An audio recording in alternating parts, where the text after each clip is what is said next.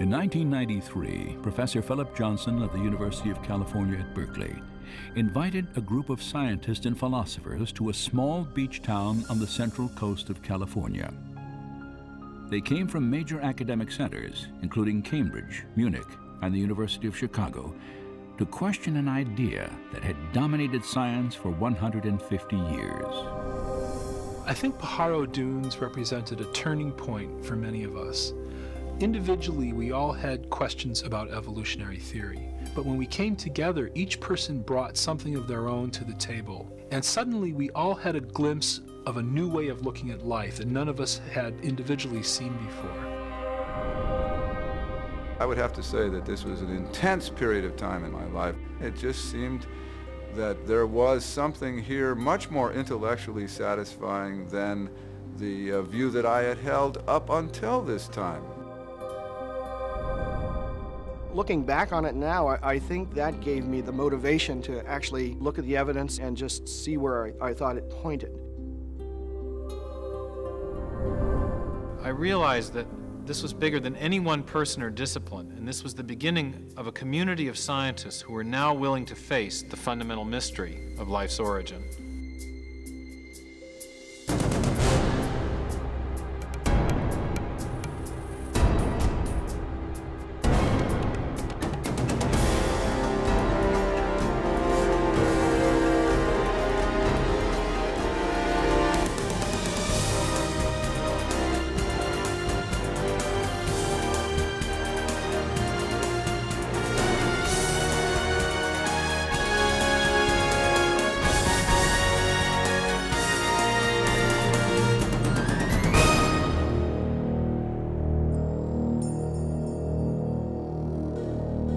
I sometimes wonder why anybody talks about anything else, because this is the most interesting topic there is. Where did we come from? How did we get here? What brought us into existence? What is our relationship to reality as a whole? You look at the incredible diversity and complexity of life, and inevitably the question arises, what brought all this into existence? Was it simply chance and necessity, undirected natural forces? Or is there something else going on? Is there a purpose, a plan, a design due to an intelligent cause? I think that is the fundamental question.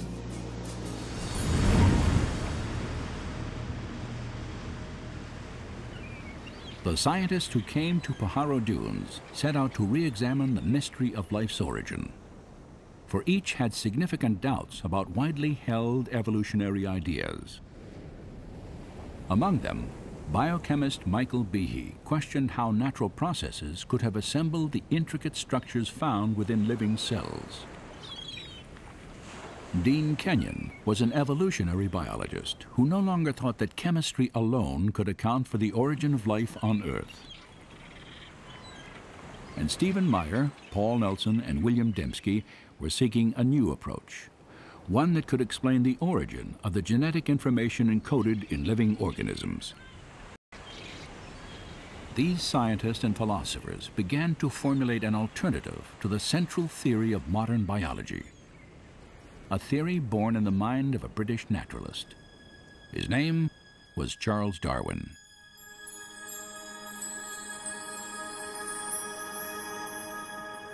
In 1831, Darwin, then 22 years old, set sail on a 5-year survey expedition for the British Empire.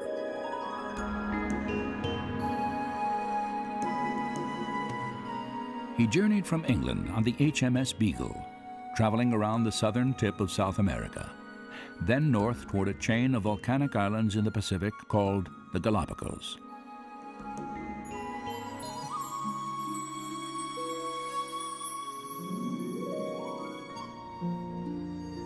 On this desolate archipelago, 600 miles off the western coast of Ecuador, Charles Darwin encountered an extraordinary array of birds, reptiles, and mammals, the likes of which he had never seen before. For more than a month, Darwin studied plant and animal life, took extensive notes, and collected specimens. Then he left, never to return. 25 years passed as he developed a theory about how the diverse forms of life on Earth had originated. In 1859, Darwin published a book titled On the Origin of Species. Its impact on science and ultimately all of Western culture was dramatic. Darwin argued that all life was the product of purely undirected natural forces, time, chance, and a process he called natural selection. For 2,500 years before Darwin, most prominent scientists and philosophers, people such as Plato or Newton or Kepler, viewed the world as the product of some kind of design or plan. But a fundamental shift occurs with Darwin's idea of natural selection, and a real change in scientific philosophy is set in motion. Darwin was not the first scientist to propose a theory of evolution, but he was the first to offer a plausible naturalistic mechanism that could produce biological change over long periods of time. To understand how natural selection works, consider the finch populations Darwin encountered on the Galapagos Islands. 13 species of finches inhabit the Galapagos Islands, and they vary subtly in terms of their body size and shape of the beak. Darwin returned to England with 9 different species of these birds. According to contemporary Darwinian theory, differences in the sizes and shapes of the birds' beaks are the direct result of natural selection. One example often cited involves species of seed-eating finches.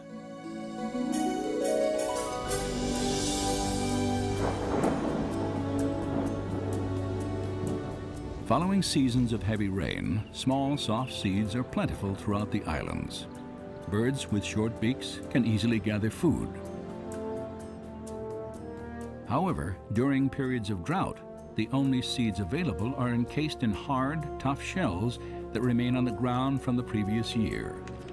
In these circumstances, only birds with longer, sharper beaks can crack the shells and eat the seeds. Those birds with the longer beaks survive because they can reach the food source, whereas other birds cannot.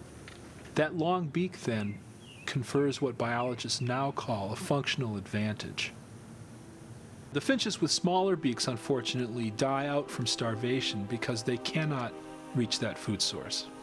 If the drought conditions continue, the environment causes a change in the features of the finch population as a whole.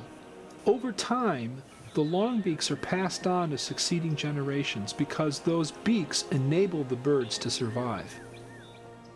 Natural selection was a powerful idea. Physical variations that proved advantageous would be inherited by succeeding generations. Through this process, populations would be altered, and over time, fundamentally different organisms would arise without any form of intelligent guidance.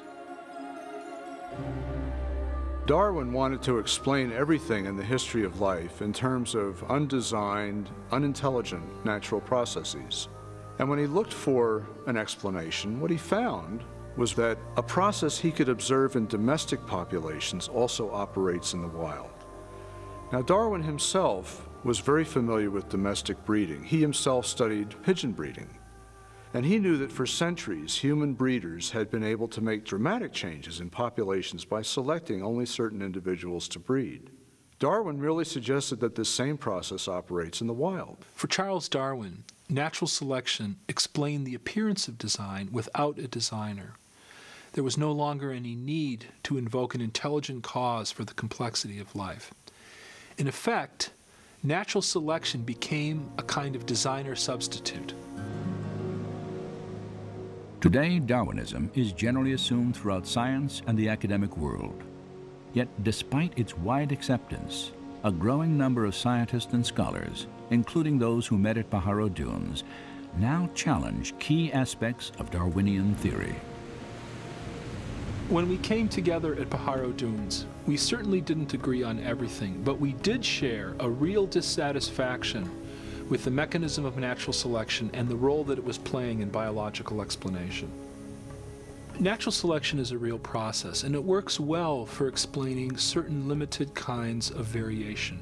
small-scale change. We have lots of examples of that, in fact. Where it doesn't work well is explaining what Darwin thought it could, namely the real complexity of life. We have a finch beak, and then you've got the finch itself. A minor change in the structure of the beak versus the origin of the organism itself. These are different scales of phenomena. These are different kinds of problems. And the important problem for biology is to understand where natural selection works and where it doesn't, and why there's a difference. Evidence is very powerful, and all of us had the sense that if we let that evidence speak for itself, that it would lead us in a very different direction, away from natural selection and towards a different conclusion about the origin and nature of life on Earth.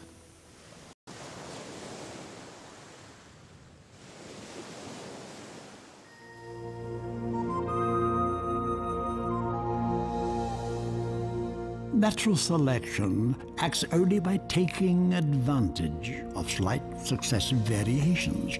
She can never take a great and sudden leap, but must advance by short and sure, though slow steps.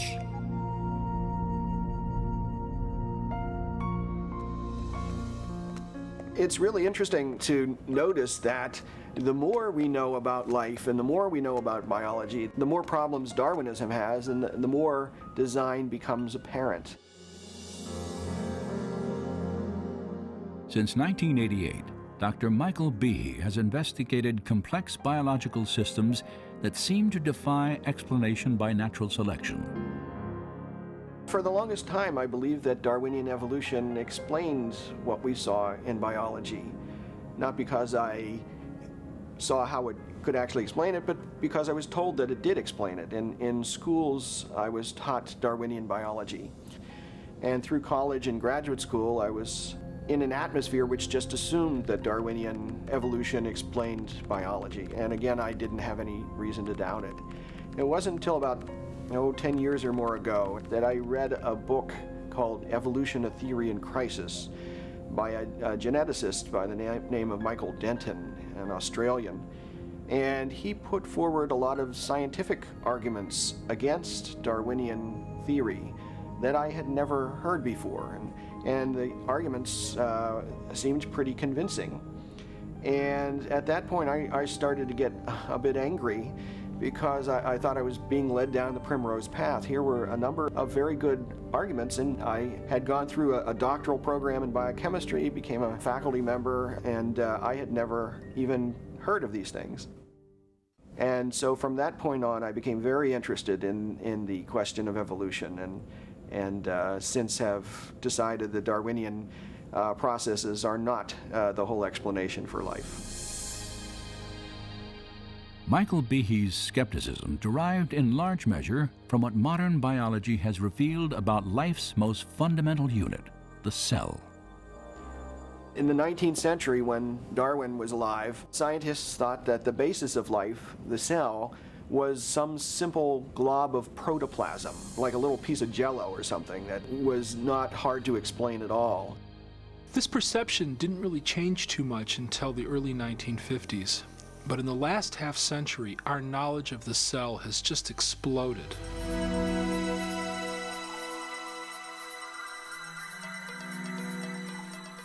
Today, powerful technologies reveal elaborate microscopic worlds. Worlds so small that a thimbleful of cultured liquid can contain more than 4 billion single-cell bacteria, each packed with circuits, assembly instructions, and miniature machines, the complexity of which Charles Darwin could never have imagined. At the very basis of life, where molecules and cells run the show, we've discovered machines, literally molecular machines.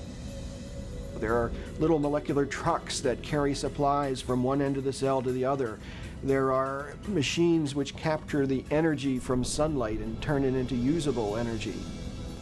There are as many molecular machines in the human body as there are functions that the body has to do. So if you think about hearing, seeing, smelling, tasting, feeling, blood clotting, respiratory action, the immune response, all of those require a host of machines. When we look at these machines, we ask ourselves, where do they come from?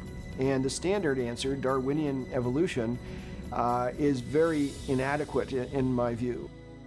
In speaking on the topic of scientific naturalism and evolution... During the early 1990s, at a series of academic conferences, Behe first shared his doubts about the ability of natural selection to construct complex molecular machines.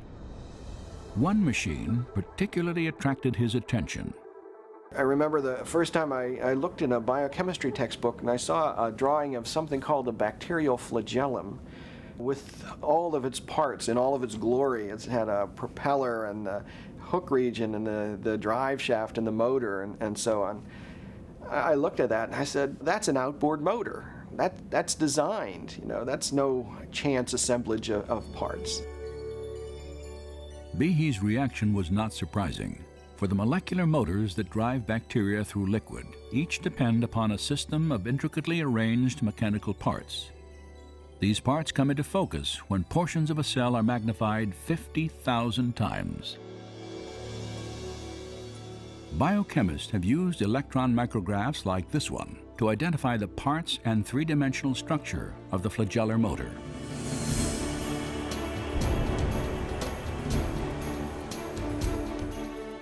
In the process, they have revealed a marvel of engineering on a miniaturized scale.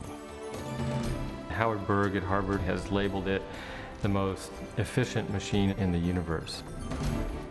These machines, some of them are running at 100,000 RPMs and are hardwired into a signal transduction or sensory mechanism so that it's getting feedback from the environment.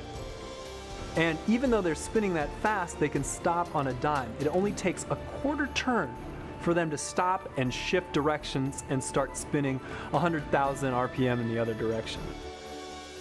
And just like outboard motors on motorboats, it has a large number of parts which are necessary for the motor to work. The bacterial flagellum, 2 gears, forward and reverse, water-cooled, proton motive force. It has a stator, it has a rotor, it has a U-joint, it has a drive shaft, it has a propeller, and they function as these parts of machines. It's, you know, it's not convenient that we give them these names. That's truly their function. Since its discovery, scientists have tried to understand how a rotary motor could have arisen through natural selection. As yet, they have failed to offer any detailed Darwinian explanation.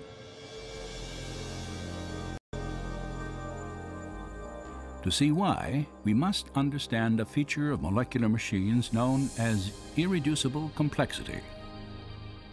Irreducible complexity was coined by Mike Behe in describing these molecular machines. Basically what it says is that you have multi-component parts to any given organelle or system in a cell, all of which are necessary for function. That is, if you remove one part, you lose function of that system. The idea of irreducible complexity can be illustrated by a familiar, non-biological machine, a mousetrap. The trap is composed of 5 basic pieces: a catch to hold the bait, a strong spring, a thin bent rod called the hammer, a holding bar to secure the hammer in place, and a platform upon which the entire system is mounted. If any one of these parts is missing or defective, the mechanism will not work.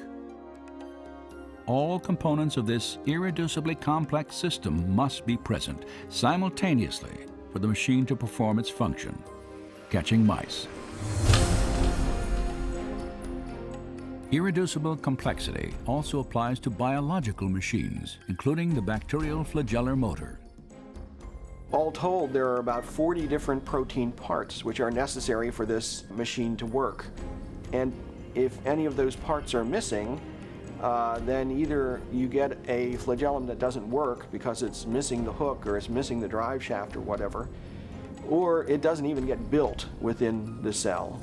In evolutionary terms, you have to be able to explain how you can build this system gradually when there's no function until you have all those parts in place.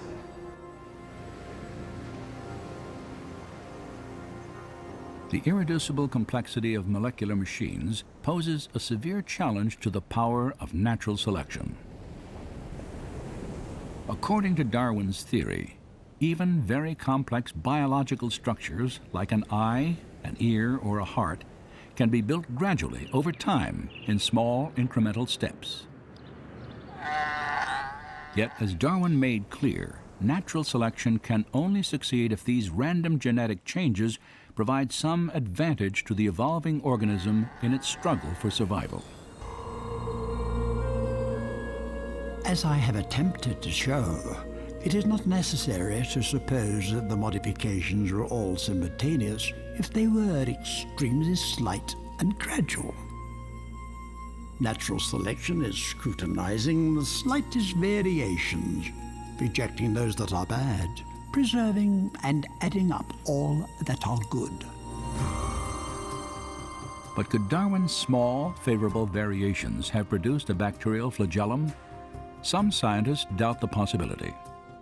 How could something new, like a bacterioflagellar motor and all of the components that go with it, how could it develop out of a population of bacteria that don't have that system? When each change, according to Darwin's theory, has to provide some kind of advantage. Imagine such a scenario early in the Earth's history. An evolving bacterium somehow develops a tail and perhaps even the pieces necessary to attach it to the cell wall. Yet without a complete motor assembly, this innovation would provide no advantage to the cell. Instead, the tail would lie immobile and useless, invisible to natural selection, which by definition can only favor changes that aid survival. The logic of natural selection is very demanding.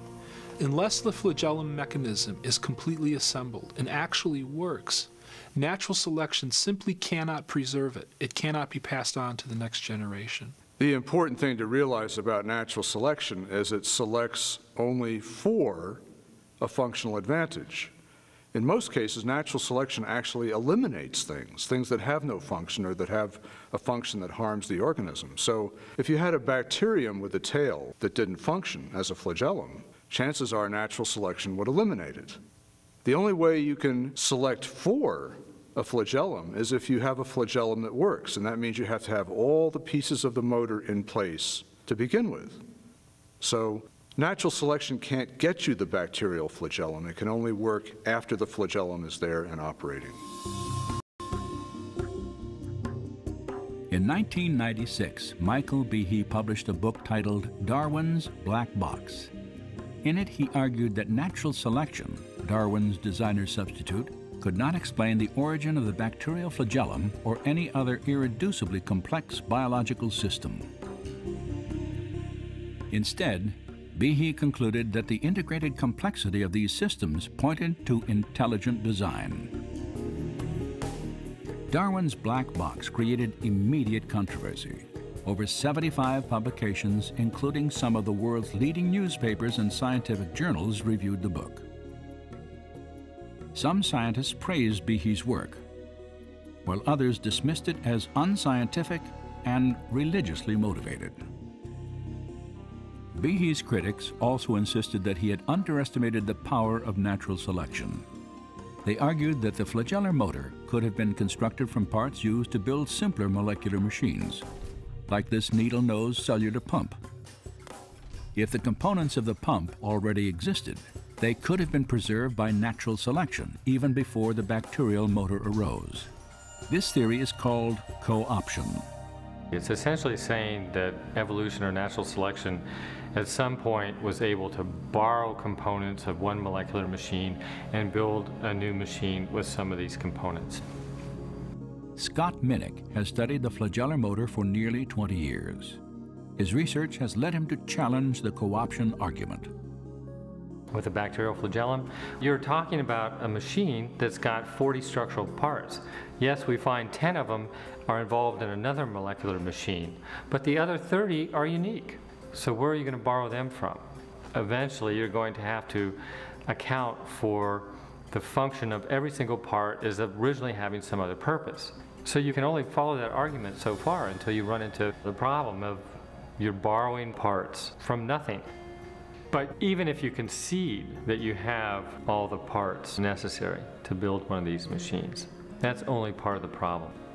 Maybe even more complex, I think more complex, is the assembly instructions. That is never addressed by opponents of the irreducible complexity argument. Studies of the bacterial motor have indeed revealed an even deeper level of complexity, for its construction not only requires specific parts, but also a precise sequence of assembly. You've got to make things at the right time. You've got to make the right number of components. You've got to assemble them in a sequential manner. You've got to be able to tell if you've assembled it properly so that you don't waste energy building a structure that's not going to be functional. Building a molecular machine has been compared to the construction of a house, where workers follow a detailed blueprint and plan for assembly. The foundation of a house is poured before the walls are erected. Plumbing and electrical fixtures are installed prior to enclosing the walls of the structure. Windows must be hung before siding is applied, and shingles are attached only after plywood sheets are nailed to the rafters. So it is with the construction of a flagellar motor. You build this structure from the inside out. You are counting the number of components in a ring structure or the stator, and once that's assembled, there's feedback that says, okay, no more of that component now. A rod is added, a ring is added, another rod is added, a U-joint's added.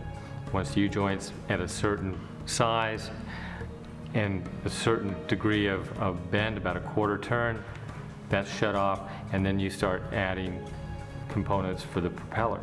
These are all made in a precise sequence, just like you would build a building.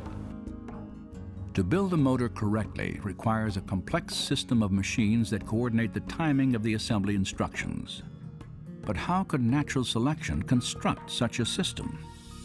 The co-option argument doesn't explain this. You see, in order to construct that flagellar mechanism, or tens of thousands of other such mechanisms in the cell, you require other machines to regulate the assembly of these structures. And those machines themselves require machines for their assembly. If even one of these pieces is missing or put in the wrong place, your motor isn't going to work.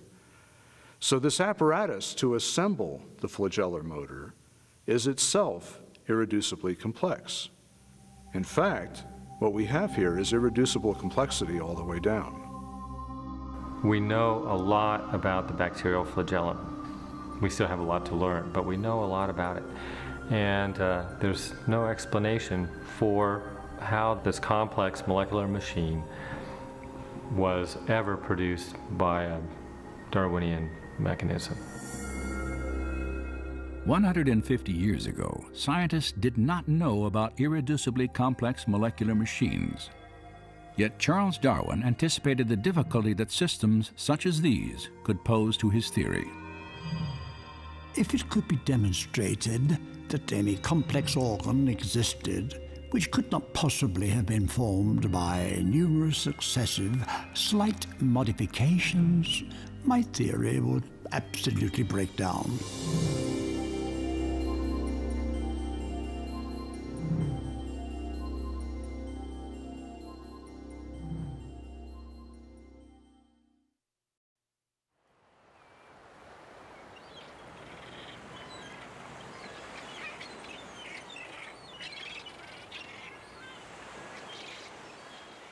There are really two big questions in biology. How do you get new living forms with new structures like wings and eyes from life that already exists? And secondly, how did life originate on Earth in the first place? Now, of course, we know that Darwin spent most of his life formulating an answer to the first of these two questions.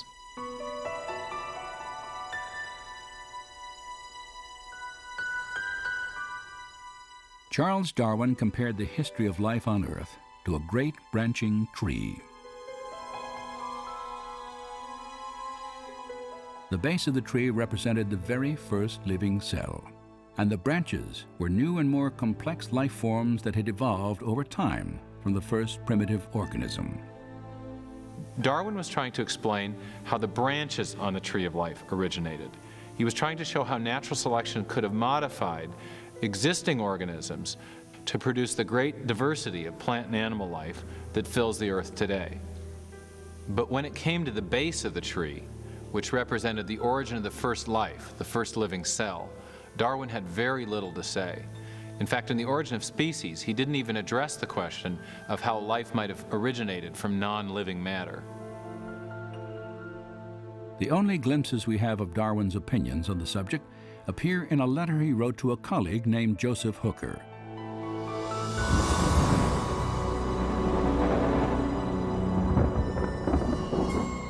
Regarding the first production of a living organism, if, and oh what a big if, we could conceive in some warm little pond with all sorts of ammonia and phosphoric salts, light, heat and electricity present, that a protein compound was chemically formed, ready to undergo still more complex changes, at the present such matter would be instantly devoured. But this may not have been the case before living creatures were formed. During the final years of his life, Darwin did little to develop his idea that a primitive cell might have emerged from simple chemicals in the primordial waters of the early Earth. But later in the 1920s and 30s, a Russian scientist named Alexander Oparin formulated a detailed theory about how this could have happened. It was called chemical evolution. Oparin thought that he could explain the origin of the first life using Darwinian principles.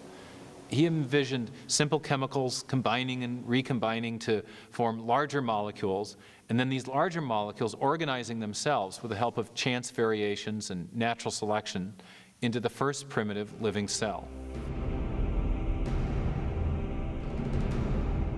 Over the next 3 decades, many scientists worked to develop and refine these ideas as they pondered the questions both Oparin and Darwin had raised. How could life have evolved from simple chemicals? One man thought he knew. The problem of biological origins has, for a very long time, I would say, has been a real deep interest to me just because of the scale of the problem, the importance of it. Where did we come from? Why are we here? All that kind of question. Probed from the point of view of natural science.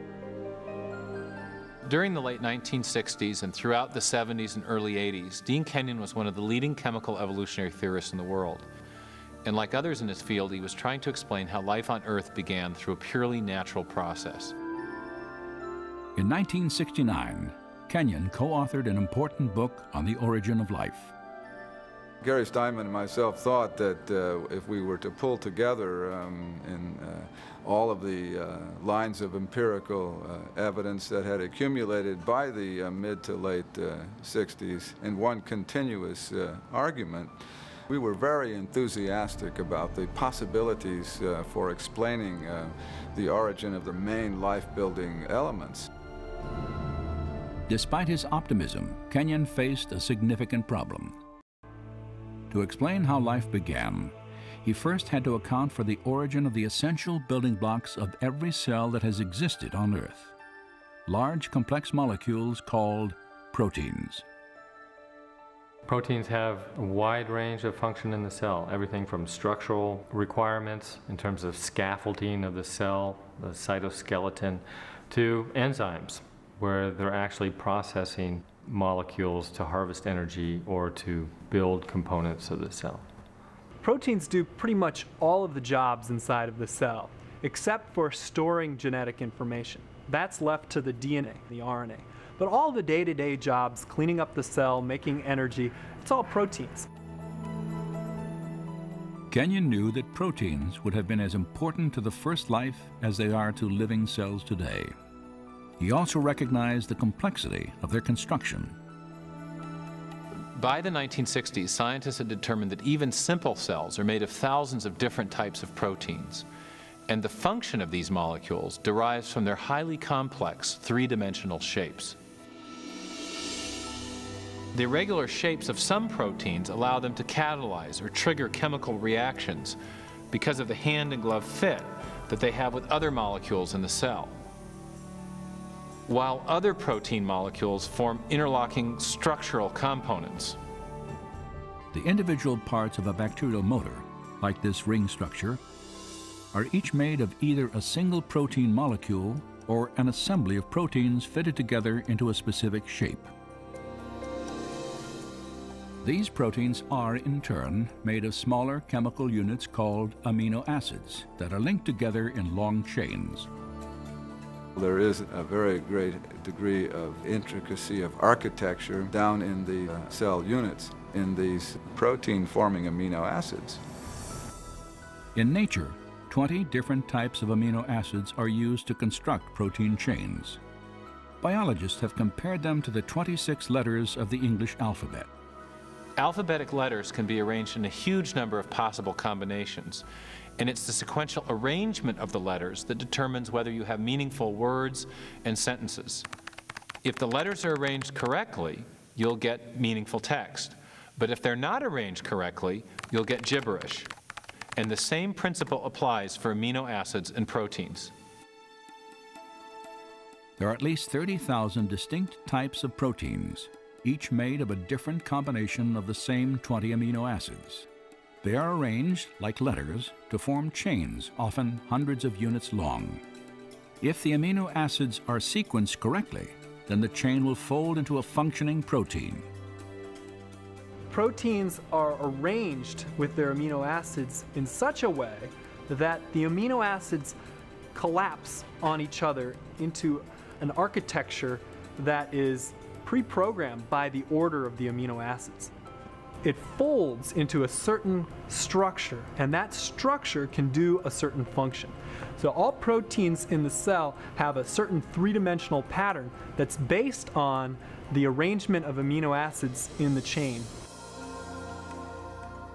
This arrangement is critical, for if the amino acids are incorrectly sequenced, a useless chain forms, and instead of folding into a protein, it will be destroyed in the cell. Proteins, like written languages or computer codes, have a high degree of specificity. The function of the whole depends upon the precise arrangement of the individual parts. But what produces the precise sequencing of amino acids that gives rise to the specific shapes and functions of proteins? During the 1950s and 60s, discoveries about protein structure forced biologists to confront this mystery. Dean Kenyon believed he could solve it.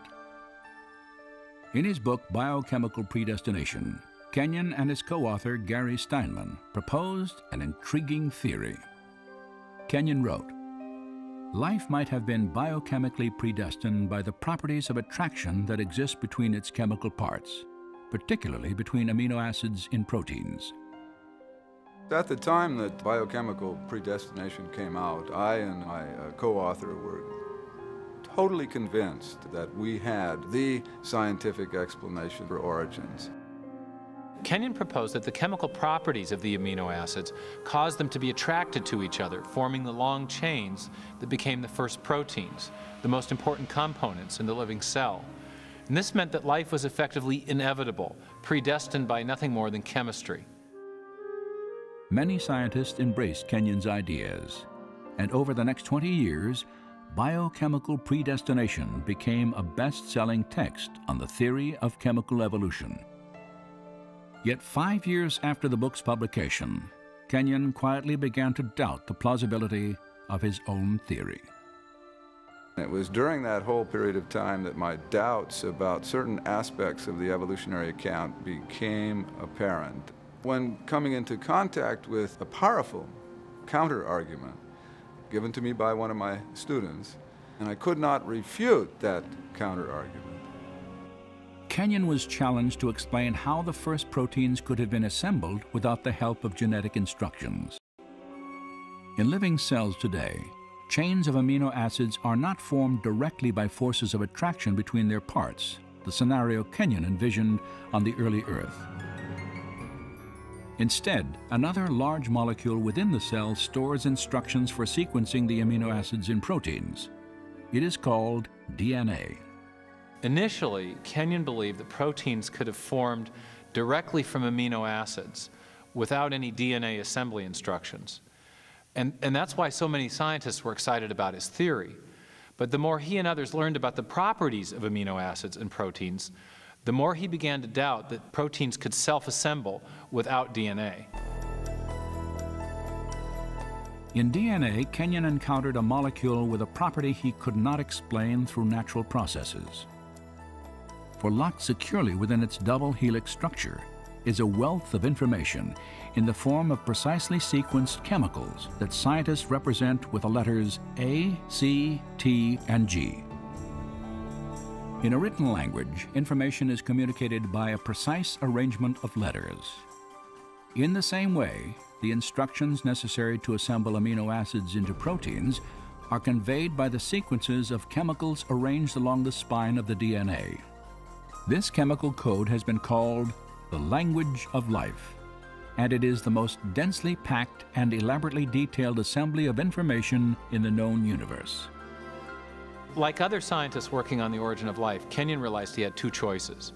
Either he had to explain where these genetic assembly instructions came from, or he had to explain how proteins could have arisen directly from amino acids without DNA in the primordial oceans. And in the end, he realized he could do neither.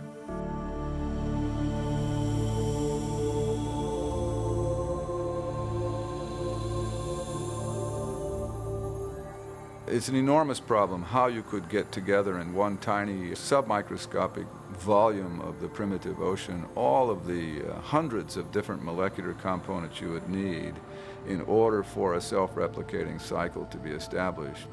And so my doubts about whether amino acids could order themselves into meaningful biological sequences on their own without pre-existing genetic material being present just reached, I guess for me, the intellectual breaking point sometime near the end of the decade of the 70s.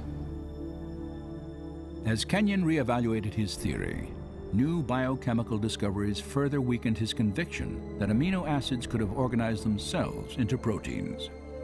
The more I conducted my own studies, including a period of time at NASA Ames Research Center, the more it became apparent that there were multiple difficulties with the chemical evolution account. And further experimental work showed that amino acids do not have the ability to order themselves into any biologically meaningful sequences. Faced with mounting difficulties in his own theory and a growing body of scientific data about the importance of DNA, Kenyon was forced to confront the absolute necessity of genetic information. The more I thought about the alternative that was being presented in the criticism and the enormous problem that all of us who worked on this field had neglected to address, the problem of the origin of genetic information itself, then I really had to reassess my whole position regarding origins. For Dean Kenyon, a new question became the focus of his search for life's origin. What was the source of the biological information in DNA? If one could get at the origin of the messages, the encoded messages within the living machinery, then you would really be on to something far more intellectually satisfying than this chemical evolution theory. Yet Kenyon realized that he faced a narrowing set of options. By the 1970s, most researchers had rejected the idea that the information necessary to build the first cell originated by chance alone.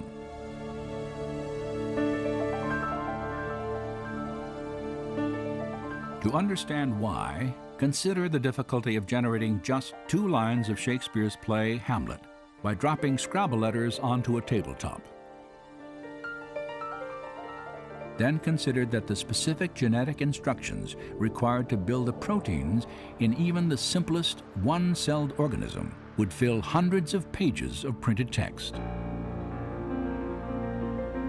Of course, serious origin of life biologists did not believe that life had arisen by chance alone. Instead, they envisioned natural selection acting on random variations among chemicals to produce the first life. But there was a problem with this proposal.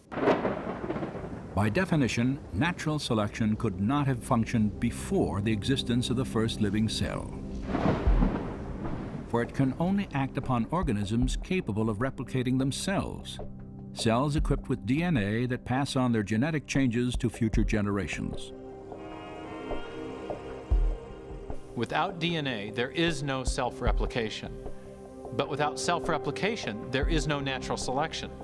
So you can't use natural selection to explain the origin of DNA without assuming the existence of the very thing you're trying to explain. Chance, natural selection, and his own theory of self-organization had all failed to explain the origin of genetic information. Now Kenyon saw only one alternative. We have not the slightest chance of a chemical evolutionary origin for even the simplest of cells.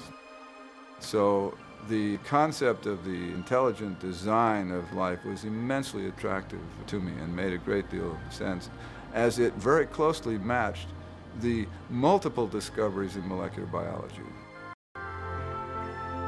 In the years since Kenyon's rejection of chemical evolution, science has revealed the details of an entire system of information processing that bears the hallmarks of intelligent design.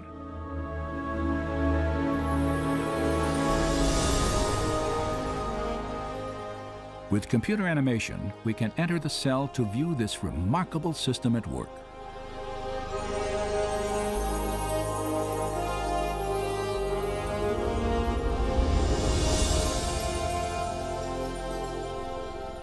After entering the heart of the cell, we see the tightly wound strands of DNA, storehouses for the instructions necessary to build every protein in an organism.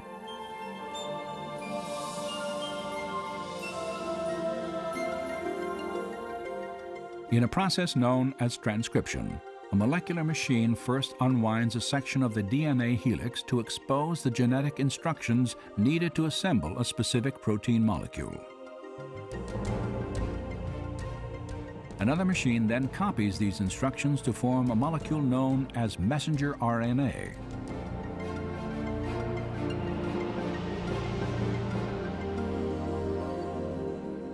When transcription is complete, the slender RNA strand carries the genetic information through the nuclear pore complex, the gatekeeper for traffic in and out of the cell nucleus.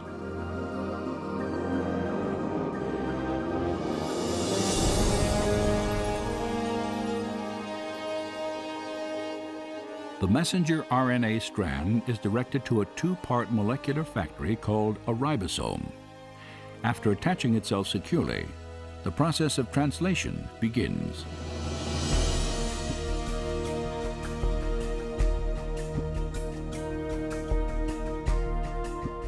Inside the ribosome, a molecular assembly line builds a specifically sequenced chain of amino acids.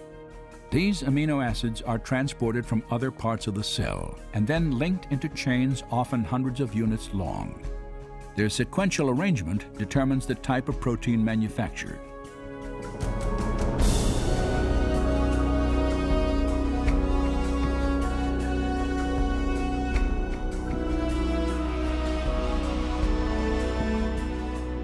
When the chain is finished, it is moved from the ribosome to a barrel-shaped machine that helps fold it into the precise shape critical to its function.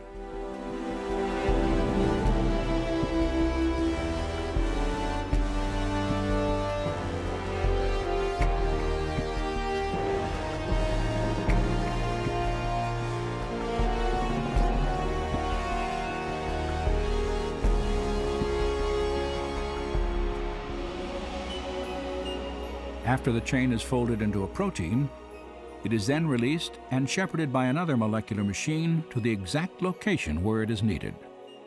This is absolutely mind-boggling to perceive at this scale of size such a finely tuned apparatus, a device that bears the marks of intelligent design and manufacture.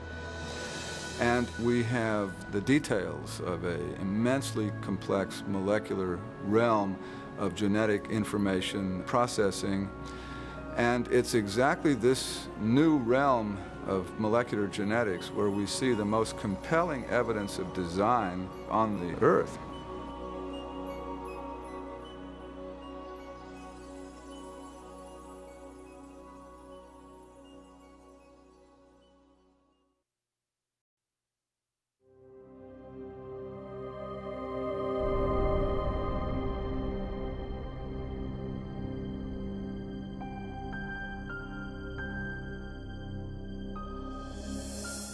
When I look at molecular machines or the incredibly complex process by which cells divide, I want to ask, is it possible that these things had an intelligence behind them, that there was a plan or a purpose to this structure? Science ought to be a search for the truth about the world.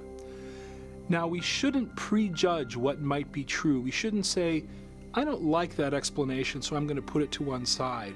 Rather, when we come to a puzzle in nature, we ought to bring to that puzzle every possible cause that might explain it.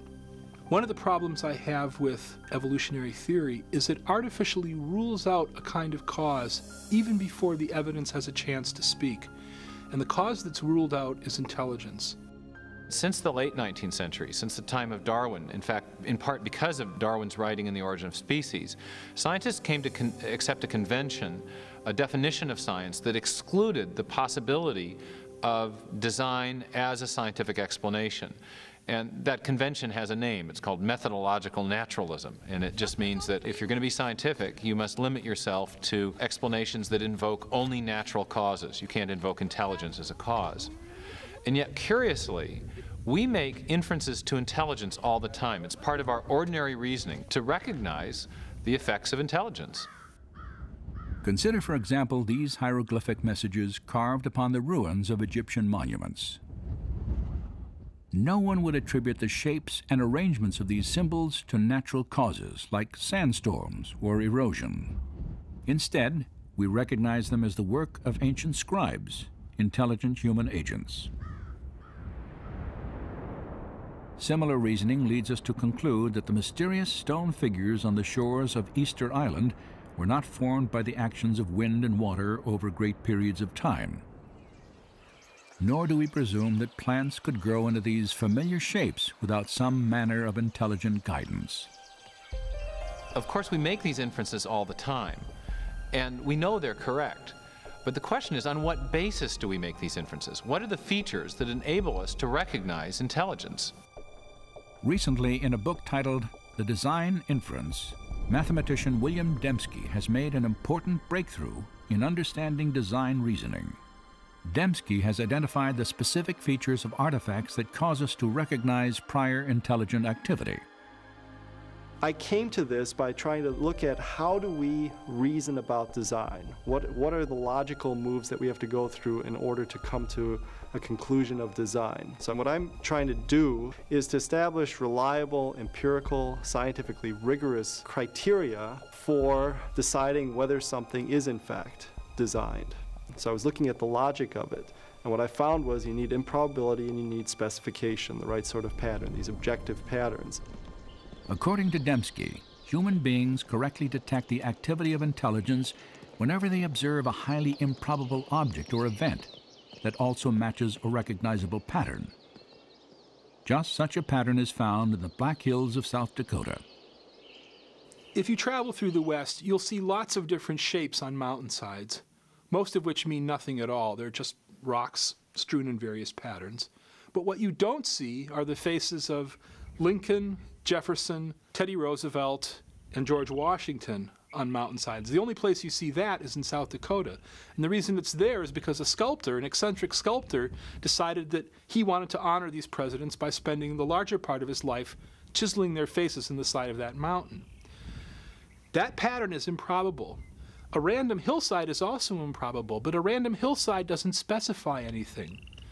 We do know, though, that there were 4 guys who were presidents of the United States who had particular patterns with their faces, and those patterns on the mountainside in South Dakota match faces elsewhere. If I look up and see the faces, I immediately recognize that they match the faces of the 4 presidents that are known from money or portraits at the National Gallery or paintings and books. And so I realized when I look at Mount Rushmore, we have not only a highly improbable configuration of rock, but one which matches an independently given pattern that reliably indicates intelligence. So we have a small probability, specification, its design.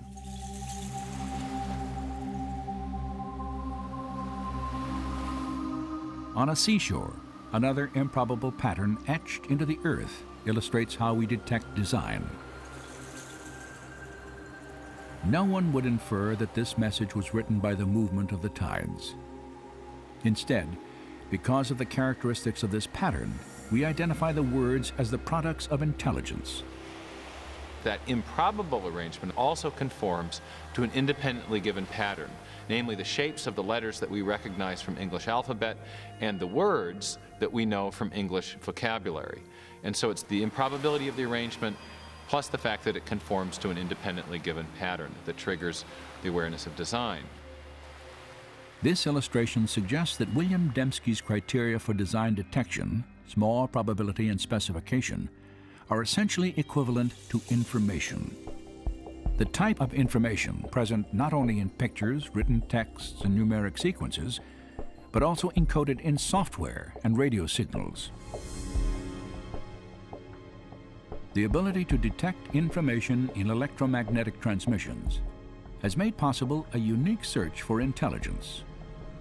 For more than 3 decades, astronomers involved in SETI, the search for extraterrestrial intelligence, have monitored radio signals from outer space in an attempt to find information-rich patterns. Typically, radio telescopes receive either random noise or simple repetitive signals, produced naturally by stars, galaxies, and other celestial objects. But astronomers recognized that if they ever identified an information-bearing signal, it would confirm the existence of intelligent life beyond the Earth. Some have speculated that an extraterrestrial civilization might have attempted to communicate by transmitting messages in the universal language of mathematics, perhaps through a recognizable pattern, like a series of prime numbers. You're not going to get that by chance. So you need complexity or improbability, lots of prime numbers, and you also need pattern. And it has to be the right sort of pattern. It's not a pattern that you're imposing. It's a pattern that's there objectively. To date, SETI research has failed to detect any pattern or information that would indicate intelligence in a distant galaxy. But in another universe, much closer to home, scientists have discovered a wealth of information within the nucleus of the living cell. DNA has a structure that is ideal for carrying information. In the A's, T's, C's, and G's, the bases of the double helix of DNA, is the potential for storing a tremendous amount of information. There is, in fact, no entity in the known universe that stores and processes more information more efficiently than the DNA molecule. A full complement of human DNA has 3 billion individual characters. Analysis of the DNA molecule's coding regions show that its chemical characters have a specific arrangement that allows them to convey detailed instructions or information, much like letters in a meaningful sentence or binary digits in a computer code. Bill Gates has said that DNA is like a computer program, only much more complex than any we've been able to devise. And if you reflect on that even for a minute, it's a highly suggestive observation, because we know that Bill Gates does not employ wind and erosion or random number generators to generate his software. Instead, he employs intelligent engineers, software engineers. And so everything we know in our experience suggests that information-rich systems arise from intelligent design. But what do we make of the fact that there is information in life, in every living cell of every living organism? That's the fundamental mystery. Where does that information come from? For the past 15 years, philosopher and scientist Stephen Meyer has worked to answer this question. Meyer has developed an argument to demonstrate that intelligent design provides the best explanation for the origin of information necessary to build the first living cell. information that the DNA molecule holds. It's part of our knowledge base that intelligent agents can produce information-rich systems. So the argument is not based on what we don't know, but it's based on what we do know about the cause and effect structure of the world. We know at present there is no naturalistic explanation, no natural cause that produces information. Not natural selection, not self-organizational processes, not pure chance. But we do know of a cause which is capable of producing information, and that is intelligence. So when people infer design from the presence of information in DNA, they're effectively making what's called in the historical sciences an inference to the best explanation. So when we find an information-rich system in the cell, in the DNA molecule specifically, we can infer that an intelligence played a role in the origin of that system, even if we weren't there to observe the system coming into existence. Meyer's work on the origin of genetic information is now part of a comprehensive scientific case for design that grew out of a meeting of scientists and philosophers on the central coast of California in 1993. Their objective was to reassess an idea that had dominated biology for more than a century. In the process, they gave birth to a theory that has become known as intelligent design. To me, the great promise of design is it gives us a new tool and explanation that belongs in the toolkit of science. Intelligent causes are real, they leave evidence of their existence, and a healthy science is a science that seeks the truth and lets the evidence speak for itself. The argument for intelligent design is based on observation of the facts. Now that's my definition of good science. It's observation of the facts. Now when you observe the facts, as Michael Behe has done, what do you observe? You observe this incredible pattern of interrelated complexity. And the way we conclude intelligent design for the bacterial flagellum is the same way we conclude intelligent design for an outboard motor. When we see an outboard motor, we see the way the parts interact and so on. We know somebody made that. The reasoning is the same for biological machines. So the idea of intelligent design is a completely scientific one. Certainly it might have religious implications, but it does not depend on religious premises.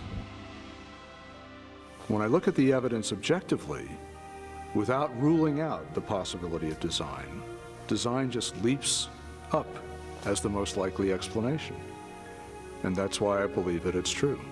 I think design is back on the table. You know, we can't explain these systems by natural law. And if we're searching for truth, and they are in fact designed, if we have to be design engineers to understand them, then I say, what's the problem?